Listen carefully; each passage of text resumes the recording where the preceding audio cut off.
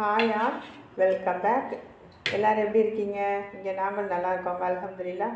இன்றைக்கி நம்ம என்ன செய்ய போகிறோன்னு பார்த்தீங்கன்னா, கேரளா ஸ்டைல் பழம்பொரி தாங்க செய்ய போகிறேன். 2 டைப் ஆஃப் பழம்பொரி செய்ய போகிறேங்க. ஒன்று வந்து காரம், இன்னொன்று வந்து இனிப்பு.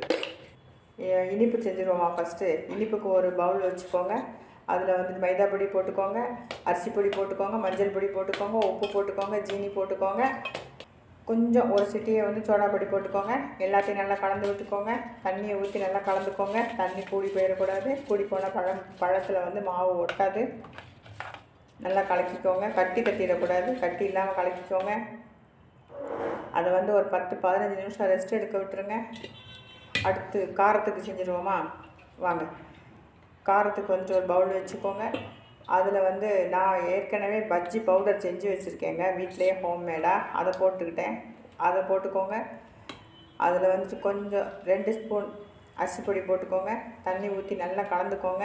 கலந்துட்டு நம்ம ஜீரகத்தை ஒரு ஸ்பூன் போட்டுக்கோங்க. காயப்பொடி கொஞ்சம் போட்டுக்கோங்க. அதையும் நல்லா கலந்து விடுங்க. கட்டி தட்டிடக்கூடாது. மாவு கட்டி தட்டிடக்கூடாது. நல்லா கலந்து விட்டுக்கோங்க. இது தண்ணியாகிடக்கூடாது.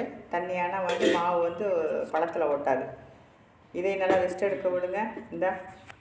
நான் ரெஸ்ட் எடுக்க விட்டேங்க. ஒரு 10-15 நிமிஷம் ஆச்சு. இதை ஒரு சின்ன ஒரு கலக்கிக்கோங்க. அப்படின்னா தான் மாவெல்லாம் கரெக்டாக கிடைக்கும். நான் பழத்தெல்லாம் அறுத்து வச்சுருக்கேங்க. நேந்திரம்பழம் ஒரு சின்ன சட்டியை வச்சுக்கோங்க. அதில் எண்ணெய் ஊற்றிக்கோங்க.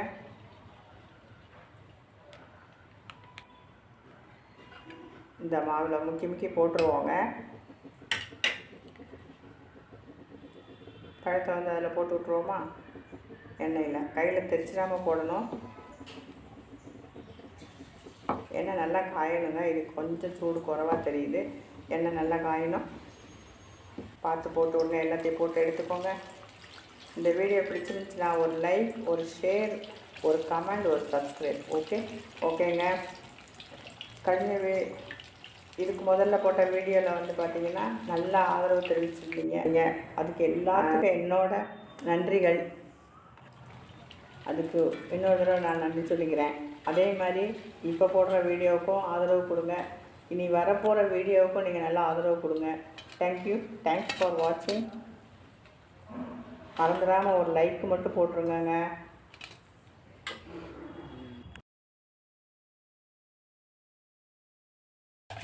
அடுத்து காரத்துக்கு நான் எடுத்திருக்கேங்க.